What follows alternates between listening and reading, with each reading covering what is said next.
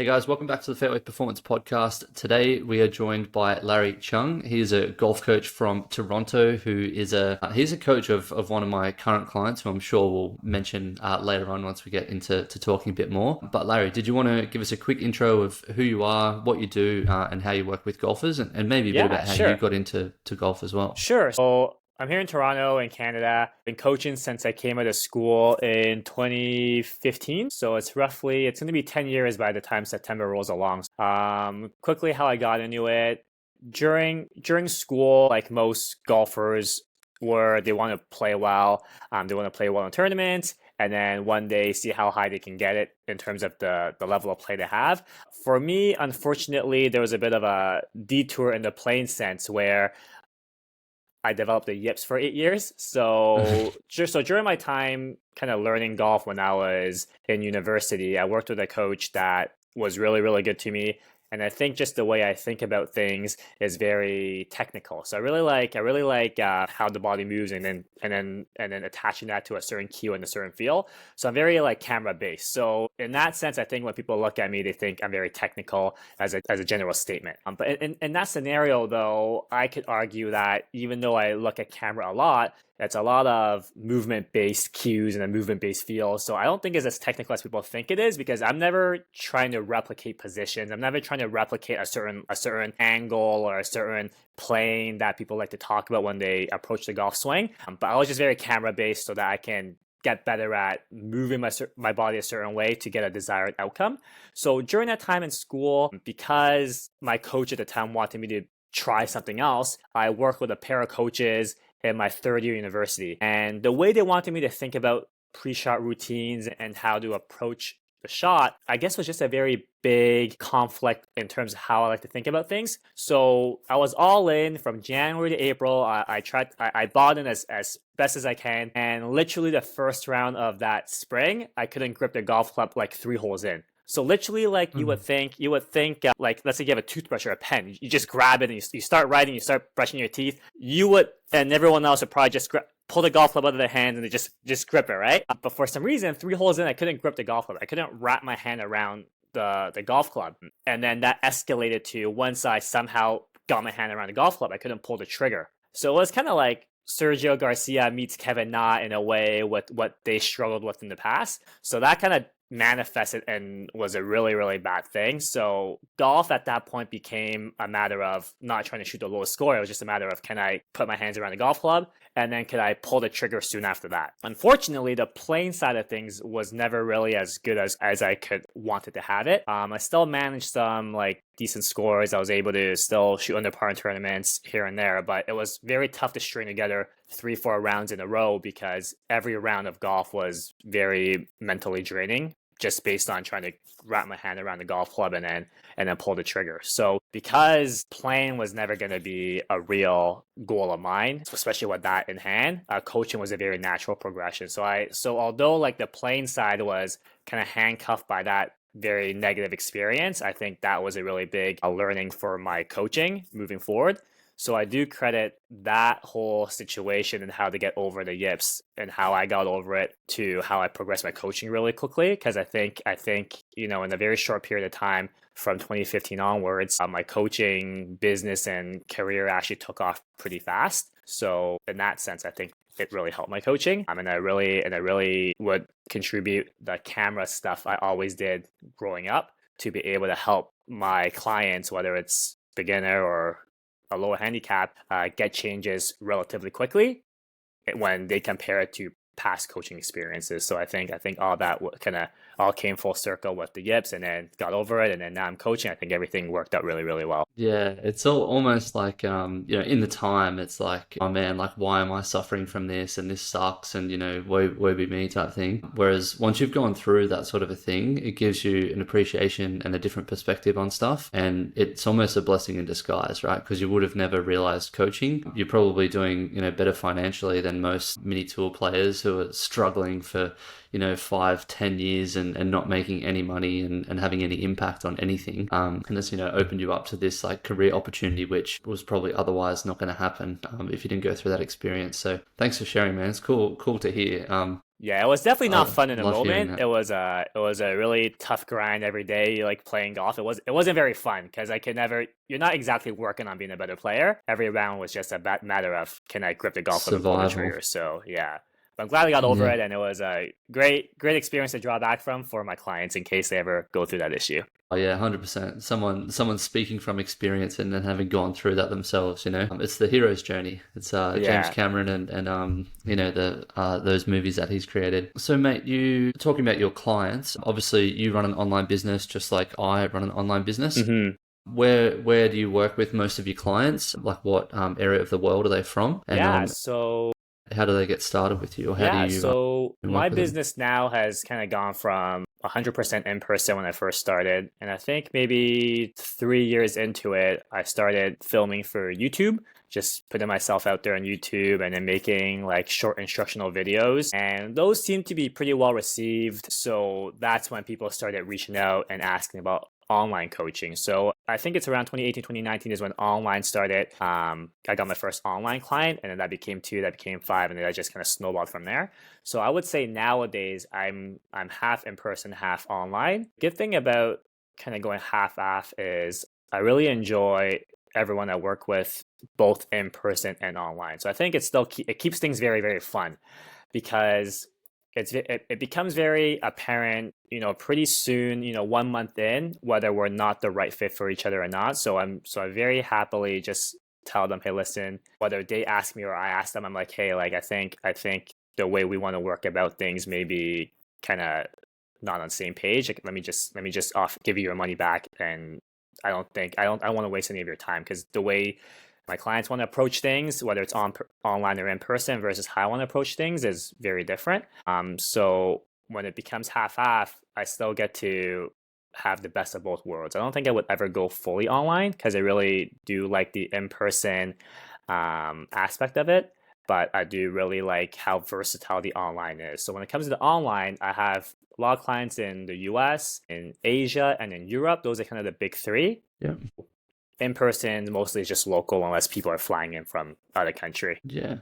Cool, man. I love what you're saying there of keeping that blend of in person and online. Like I had that for many years with owning a CrossFit gym in Sydney and being able to work with clients online, and then obviously also the in person aspect to it. Now I'm predominantly online and living in like right near the US. I'm actually able to go and see clients or see friends that I work with in the US, which is really cool. So I do get a little bit of that in person aspect as well. But I'm interested in what you're saying there about your approach. So I read on your website you work with people for either 1, 3, or 12-month blocks. I think it was the way that you had it broken down. Yeah. And also you talk about the no band-aid solutions. I love that sort of phrase or that, that verbiage around, we're not trying to just slap a band-aid on it and get you through this round. We're like legitimately trying to change your habits and stuff over time. So can you give us an insight into like what that approach is with the 1, 3, and 12 and why you came up with that? And then also about the band-aid solution type thing as well. Sure. So this is just my personal belief. Just saying and not knocking any other's approach. I just think this is what works the best for me. The reason why I go with 1, 3, and 12 is usually like if people are unsure, they just try the 1 month, low commitment, keeps the cost down. If they like it, they typically then go with a 3 or a 12. The 3 month people typically are guys who may just want to they might not have as big of a budget to spend on the 12 month, and that's totally fine. We just try to get as much done as possible in the 3 months. And then when it comes to 12 month, it's easier for me to kind of go from off season to in season. Because I think I've developed enough of a reputation and people referring other friends is that most people know I probably won't do many big changes in the summertime versus in the winter. It's when we can make a lot of substantial changes going in the winter because there's no distractions at play, there's no consequences. So that aligns well with the no band-aids because I think generally speaking, like if you're a teacher at a private club and you have to cater to members, I think that instant gratification is very important, and there's nothing wrong with that. It's just for me in my situation because I do my own thing. I don't have to kind of tiptoe my way around that.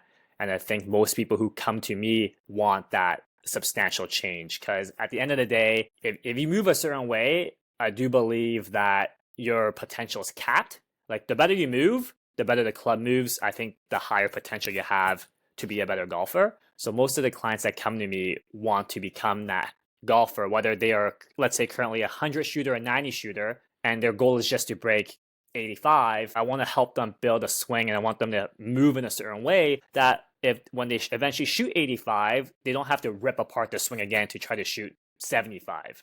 It's just going to be a matter of, do you have enough time to play golf and to rep it out and to chip and putt? That will be the difference between 85 and 75. But it's not going to be your swing that holds you back. So it's really important for me to help them build a foundation that they will be able to hit greens and reg pretty regularly. And then we just, and if that's the main goal and they're totally on board, then we go about starting from the foundation. So back to how I structure things with the 1, 3, and 12.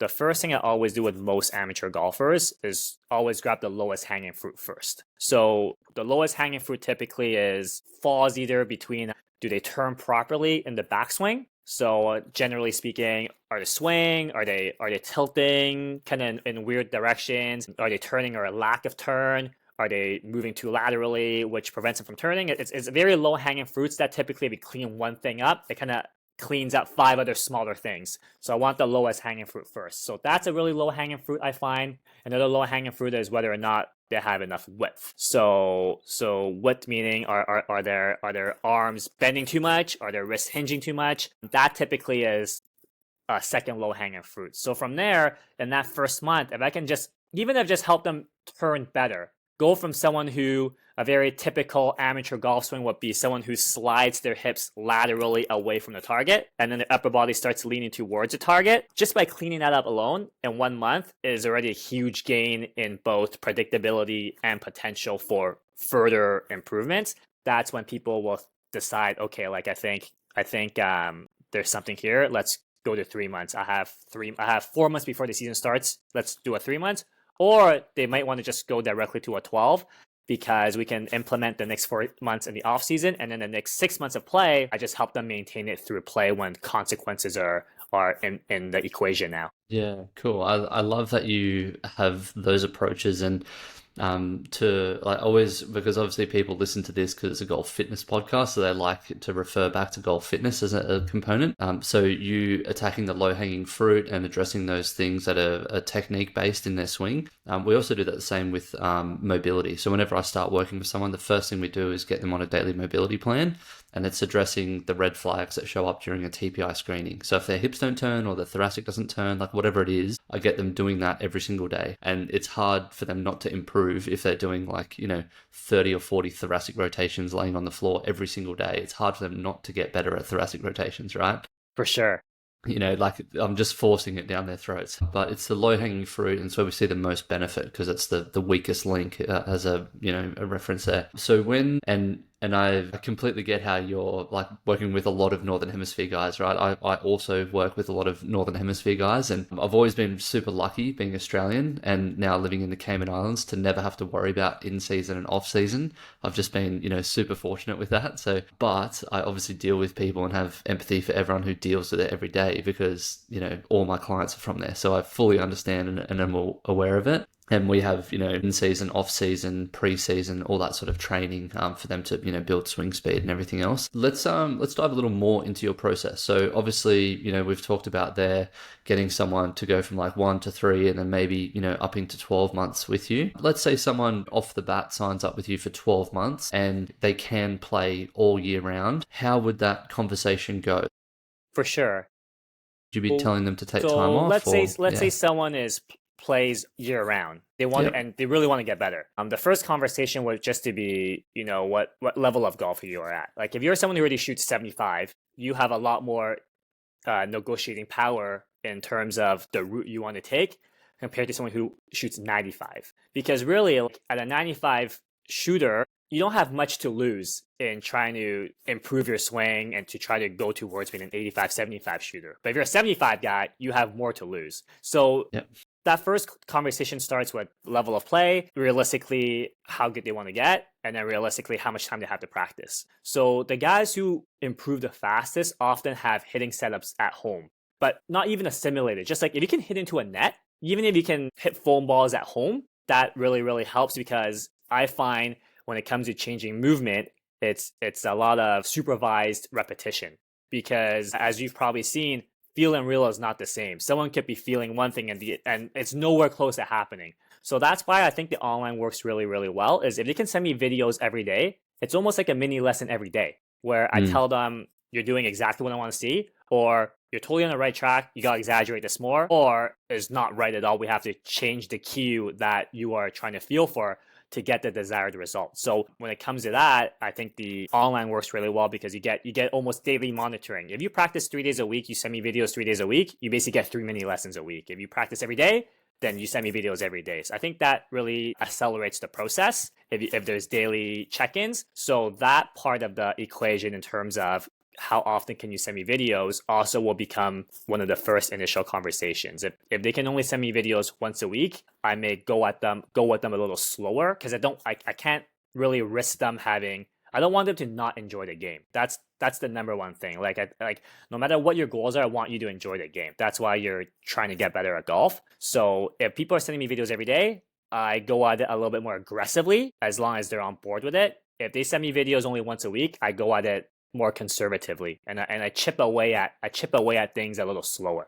Is kind of how we would go about it depending on how that conversation goes. Yeah, awesome. So you're meeting like their cadence of trying to improve, right? Correct. Yeah, sweet. So with obviously with giving feedback to someone in person, really easy. Like you can grab the club and twist them into positions and this sort of thing. How do you find giving people feedback and coaching them through online methods? How do you find that, and what are some tools that you utilize in order to help them along that journey? So the in person and online in my experience, they don't really differ too much because even during my in-person lessons, I don't really touch my clients too much. I don't move them too much unless they really can't get it. But generally, most cases, we can find a cue that aligns well with whatever they feel that can produce the desired movement. So in terms of in-person and online, it's pretty similar in terms of the queuing. It may just take a little longer for the online just because if one queue doesn't work after 5-10 tries, I can try a different queue kind of right away in those 10 minutes versus if for online, because it's not live, then it may have to wait for the next day. But because I know there's a delay in response, I often will queue it a little differently. I'm really straight up with them. I tell them straight away, you have to exaggerate the most you can. I don't care how well or how bad you hit the ball. I want it to look a certain way. And so when I film something for them, I will move a certain way that may be more exaggerated than I would in person, but I move a certain way to build in that buffer of them probably not reaching that full extent. But if they fall somewhere even 50% of what I just produced or what I performed for them, then they're probably going to do something really good. So the queuing is just slightly different, but in terms of not being able to move them, it's not an issue at all in my experience. Yeah, awesome. It's because obviously with coaching we've got verbal, visual, and tactile cues, so people can learn in those three ways. Even when I owned the CrossFit gym, like very rarely would we use tactile cues, and you can actually use tactile cues for people when coaching online anyway via having things positioned in certain positions, like having a stick here or an alignment stick set up on a certain angle. You try not to hit it. It's keeping you maybe on plane or in certain positions. We can have your butt sitting against a chair so that we're looking for early extension away, like the pelvis going towards the ball. So there's other means that we can use for tactile coaching, even though it is an online method. And I just know that because obviously lots of people have asked me, like, how do you coach someone when you're doing it online? But it's actually, I find it much easier because what you're saying there is one of the flaws with in-person training is that person might get you 1 hour this week and then you might not have a spot for another 3 to 4 weeks. So they get that 1 hour. They're not going to do, like, they'll only be able to hit like 75 to 100 balls, and that's like more than one a minute. That's no time for feedback or anything like that. So it's really hard to get a lot of stuff in. Whereas if they hit 10 balls every day over 5 days, you can try 5 different cues with them. You can have 5 different lots of swings with them trying in different positions or trying different things. And that feedback is going to come much faster, right? Yeah, totally. And I think, sorry, and on that point, sorry to interrupt, I think that point is very overlooked for people who have never tried online. They think that they need to have in person.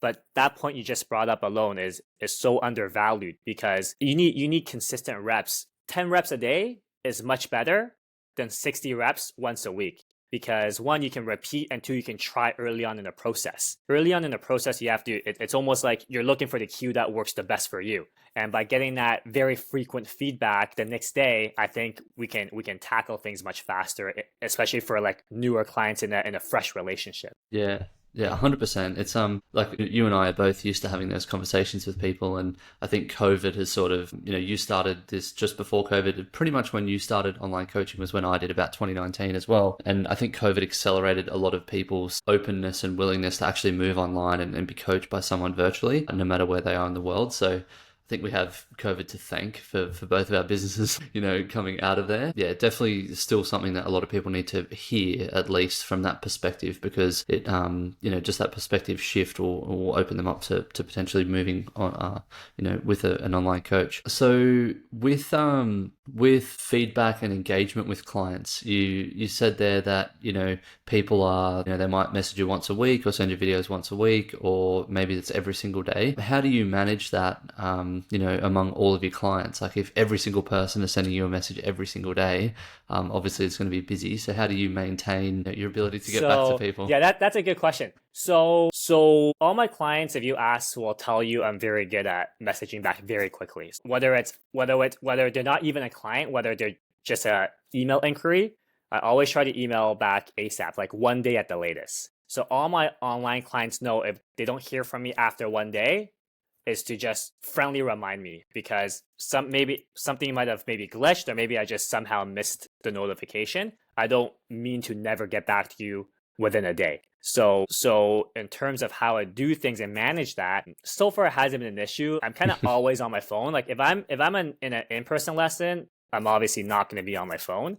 But if I'm out with friends or I'm having dinner, I'm probably messaging people as I eat, which is totally fine. Like I really enjoy what I do, and I think being able to stay true to my belief in doing things a certain way and being process oriented and not band-aid oriented makes things still very fun for me. So I really don't mind messaging people if I'm out to dinner, or if I'm hanging out with friends. I'm totally open to messaging back right away. And if I can, I just tell them, hey, listen, like I can't text you back right now, but I'll get back to you whenever I can, like by the end of the night, ASAP. So I think when it comes to that, it hasn't been an issue, but it definitely is a lot of constant phone looking when I have free time. It's pros and cons, but I do really enjoy what I do, so it's not an issue at all. Yeah, it does become a little bit like that. It's hard to set boundaries at times. I'm definitely a victim of that also. So the next thing I want to ask is, obviously we've got some different coaching drills and technique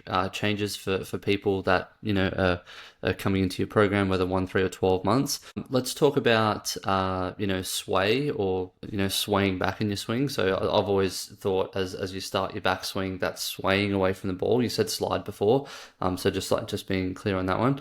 And then I can't remember what the other one was that you mentioned, thoracic rotation maybe, but let's say someone comes to you, that's the low-hanging fruit. What are some things that you get people to work on? Some really common cues that you get, like if there's 2 or 3 common ones. Yeah, so a very easy thing for them to do is, if they're not working with anyone, but they want to just watch themselves on their own, the best way for them to do them is to film themselves from face on. So whether you can have a big screen and you can look up and watch the monitor while you do it, or what I prefer is just go in a normal setup with a club across your shoulders, film yourself, and then check. Typically for most players is if they draw a line beside their trail hip, I don't want that trail hip to pass the line at all. Now, there are negotiables for later on. Like if they can turn properly with good structure, I'm totally okay with adding a bit more lateral in the backswing to try to create a bit more power potential. I'm totally okay with that. But I think for a starting point, I don't want their trail hip to pass that line.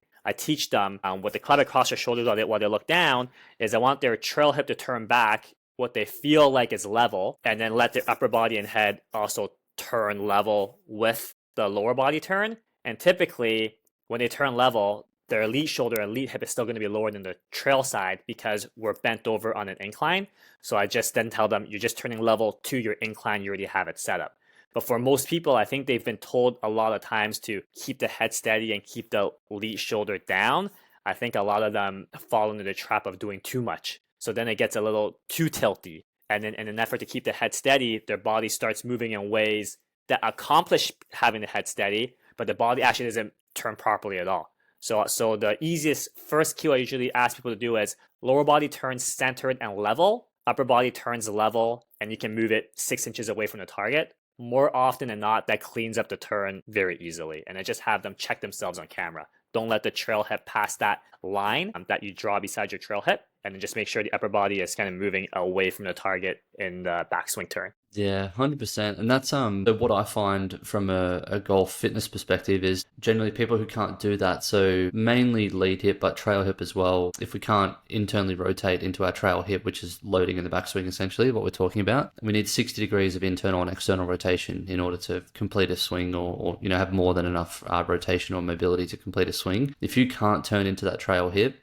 then something else has to take over. So if we don't turn into that, then it means our thoracic then has to do more work. And if we can't rotate our thoracic as well as not being able to rotate our hip, then our shoulders need to rotate more. And if our shoulders can't rotate, then generally we need to, lean forwards and we're starting to lose posture. And, all these swing faults start to cascade down purely because we can't move, something like that. So if someone, I know the answer to this, but for you, to explain the answer to listeners, if someone can't turn into that trail hip, what are some exercises they can do in order to unlock that a little bit? Or what do you like to suggest for them in order to do that? So for me, I try to never go into your realm in terms of like the fitness. Okay. I'm not the fitness expert. But I often will tell them like, hey, listen, like if you can put aside time and resources to, look after your body, whether it's working out, not even for golf, but you can go golf specific, you can go non-golf specific. I think just working out and exercising and being able to clean up your range of motion is always a plus EV thing to do for your life. And it just obviously benefits golf. So I tell them to just go towards someone else. It's not my realm of expertise. If someone tells me they just don't have time to put into it, some things that some setup changes we typically do will, have your feet a bit more flare to just try to buy yourself a little bit more range on the hip turn. Yeah. I often will do that. And then if they truly can't rotate to some amount, and we start having a little bit more negotiables in terms of what parts of their swings we have some more wiggle room to kind of not be as structured. But overall, I would try to start with a setup first, just try to buy themselves a little bit more range, whether it's a little bit more close stance, a little bit more flared feet, just to buy them a little bit more hip turn, and then we go from there. Yeah, awesome, man. I love that answer. It's very aligned with me. First and foremost, I don't want to deviate and go into someone else's lane. I would rather you get, all the coaching cues and everything from somebody else. I've actually only, I don't swing coach people, but a client from Canada actually, because it was something that I struggled with and I had coaching around it and feedback on, I was like, well, this worked for me, so maybe try this. And, it actually has worked really well for him. That's great. Hitting the ball in the 180s and, wow. Swinging 122 to 124. Yeah, if he's listening to this, he's a powerlifter. He's an extremely strong human being. But for him, that cue really resonated and worked purely because I know that I had that exact same experience. So otherwise, don't ask me for swing coaching advice. I'll literally have a client asking me for it now, or asking about coaches. And I've provided him your name and an Australian coach's name. Potentially you'll have someone reach out from that. Hey, on that side note about powerlifting, I don't know how many powerlifters you work with in the golf realm. I guess just golf clients who it's just that one. Man, I find their transfer of energy and how smooth things look is like the best thing ever. Like if powerlifters truly got into golf, they would hit the ball so far, it would be so impressive. I'm waiting for that first crossover. I'm waiting for that first professional powerlifter to try to get into long driving. I'm very interested to see how that process goes. Yeah, I'm speaking with this client about it at the moment actually, and initially when we talked as well, he He actually had really good mobility. He thought it wasn't too good, but he actually had great mobility. But if we think about how the body moves in relation to the golf swing, obviously we need a large range of motion, strength through the largest range of motion possible to avoid injuries, power production, kinematic sequence, all that good stuff. Whereas with powerlifting, we're trying to limit how far we move. So they literally have their feet set super wide in a deadlift. So they only have to move the bar that far, but 600 pounds on it, And then also for squatting, like they're just reaching, their hip crease going just on in line with their knees. So there's ways in which we need to tweak their training in order to, generate further range of motion and strength through that greater range of motion. But other than that, like everything else about them is really efficient because you can't pick up 600 pounds unless your body is moving in like a really uniform way and you're really efficient with your movement. So I completely agree. In the experience that I've had with this one client, this Canadian guy, he hits it extremely far and his swing looks amazing. It's a shame he's a lefty because it just looks funny. Lefties always look funny to me, but yeah, in terms of swing and how far he hits it and stuff, it looks really good. The next thing I want to know with the coaching, obviously, we've talked about, technical stuff, a little bit about how the body moves, your process over time. Let's say, we're getting towards the start of a season for somebody who's done all these, fundamental changes in their swing and tweaked a few different technique things. What sort of practice goals, games, simulations on course do you start to put into their practice plans or into their trainings when they're starting to come into season? So let's just say March 1st is when the season starts, just to put a date as a guideline. But typically, depending on how good the swing has got, I would start suggesting to them, hey, listen, like if you want to go play some simulated golf with your friends, please go do so, but still play golf swing to start. So I would suggest to them, I think your swing looks great. When you go play, let's call it March 1st with your buddies, try to play at 60% speed and just club up for now. More often than not, whatever they feel like is like 60% speed is not 60% speed in reality. but the intention of keeping things at 60 keeps the form and shape and structure really well. And because of that, the output they actually get in reality almost matches up to 90% effort of what their old swing used to produce. So that's usually a pretty good sign that the sequence is really taking shape. It's not going to happen in the very first round, but I find that for most guys who are disciplined with trying to play that first couple of weeks at a lower effort, very soon in the second or third round of their sim golf, they're pretty much back at a normal output distance speed-wise at what they feel like is a much lower input on the effort level. So I often will have them play sim golf with their friends, but play golf swing. All I want them to do is think the same as they are practicing. I want the swing to look a certain way. I want them to try to still feel the same cues, and wherever the ball goes will go. Because chances are, if the movement is sound, the ball will probably go where you want it to go because the club gets delivered in a pretty decent way. And then through those positive reinforcements, then over the next couple of months before the season starts May 1st, then they can start going less being technical thoughts and more just kind of freeing things up. But the early parts of it, I would still have them play very technically, thinking about swing and not really thinking about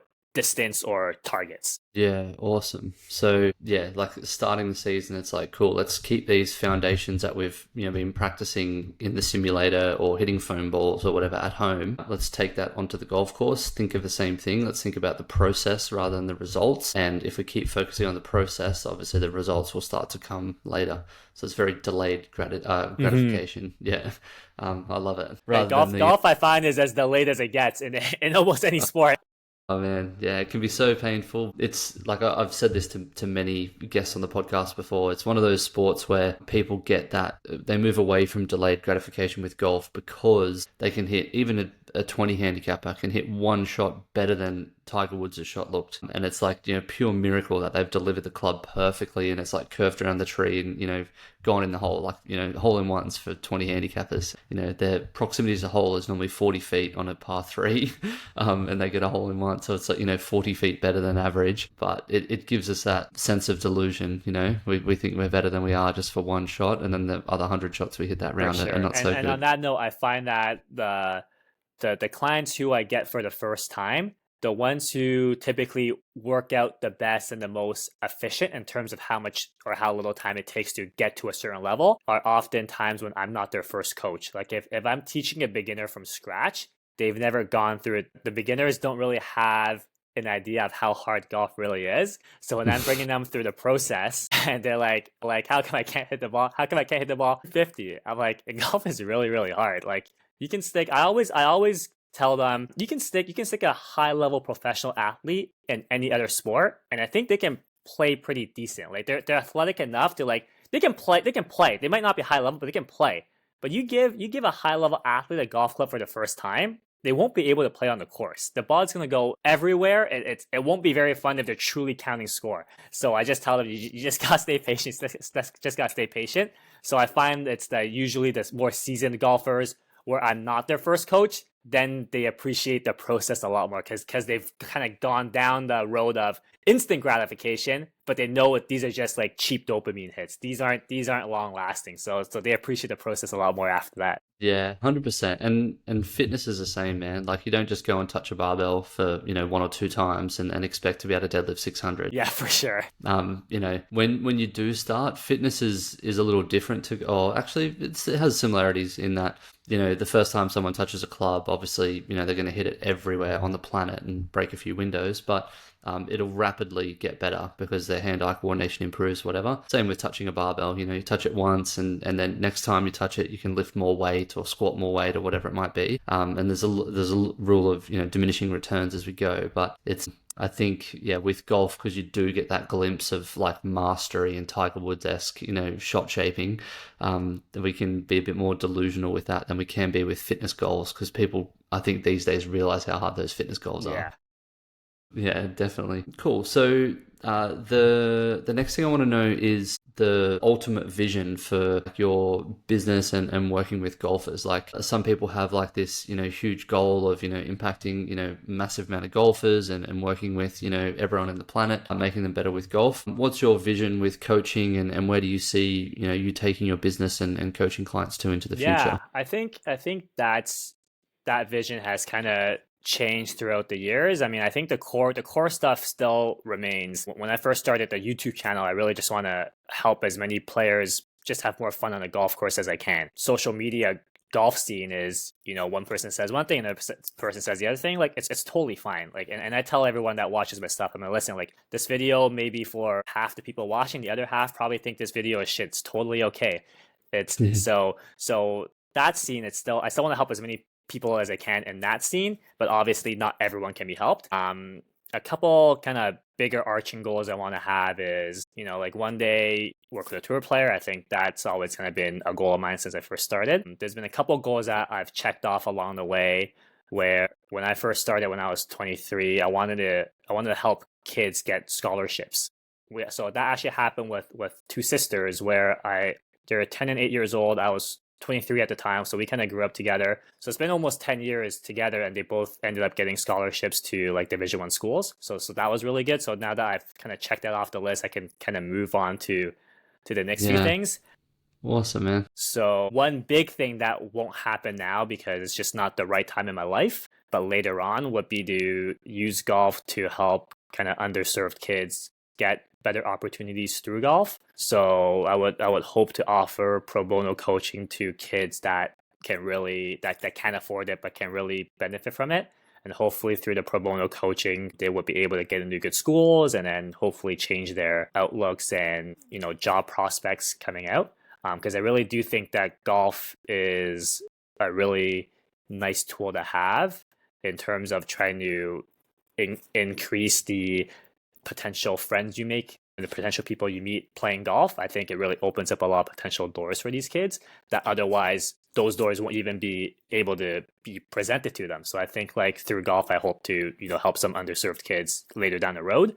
So those are kind of like the couple big ones I would say. Awesome, man. Well, if anyone's listening and they're a tour player, call Larry. Or if anyone has some inroads as to how to start that sort of a charitable thing or giving back your time for the pro bono stuff, then obviously you know how to reach out to Larry, mate. The the last thing is you mentioned that you want to keep golf fun, and obviously as you're taking people through it, and coaching, and people are going to have these ups and downs. Like the stock market hasn't always just from day dot just gone in a linear line at 45 degrees, or even like a candy cane horseshoe type thing. So how do you keep it fun in those times where people are having a really shit go of it, because it's they just feel like they're hitting it poorly, they feel like they're playing really bad, and their swing's just not coming together? How do you keep it fun in those times for people? Yeah, so I think in those moments, I just always try to remind them, hey, listen, like you're probably going to play golf for the next 20, 30, 40 years of your life. Like who cares if you have 1, 2, 3 shitty weeks when the following 500 weeks could be on the up and up? And I just always, and especially like for the more beginner golfers, I just tell them, listen, like, I know you think you hit the ball great 2 weeks ago, but whatever you think is great 2 weeks ago won't even be great by the time you get to a certain point in the next 5 months, because I think their perspectives change because they just don't know yet, right? Like you don't know what you don't know. So what may feel like a pure shot at level 1 is a shit shot when you get to level 5 down the road. So I just try to tell them, listen, like you're gonna play for the rest of your life. Who cares about one bad round? And luckily, I don't really have too many clients who get too down on themselves because they know what they're getting themselves into. So luckily, I don't have to be too much of a therapist because that's also not my expertise. but so far, so good. Awesome, man. I love it. It's you're just a very authentic guy in terms of what you're helping people to achieve, and I believe I do this the same. I did the same with my CrossFit gym. I'm not promising losing 6 kilos in 6 days, or 6 pounds in 6 weeks, or whatever it might be. Some sort of a crazy promise that sounds almost too good to be true. It's like, if you want sustainable, consistent progress long term, that's going to see you and last you for a long time. It sounds like you're the kind of guy to go and see, and that's what I try and model my fitness work with, because results that are gained really quickly can be lost just as fast. It goes back to the Band-Aid solution that we were talking about earlier, right? Whack a Band-Aid on, it can come off really easily with one shower.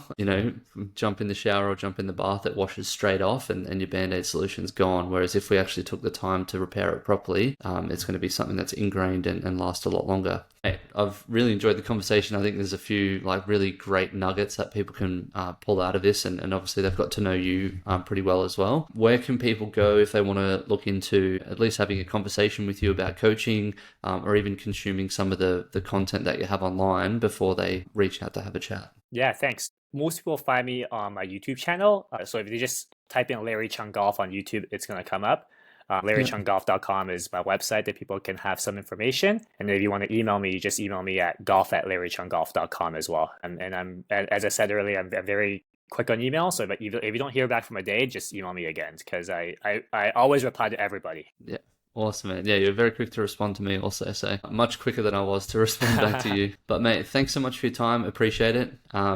I'll definitely be referring some clients your way, or at least passing on your name so that people can reach out. I think our values and the thing that we deliver for clients is very aligned. And yeah, thanks again for your time. Yeah, mate. thanks, Shannon. That was fun. Appreciate it.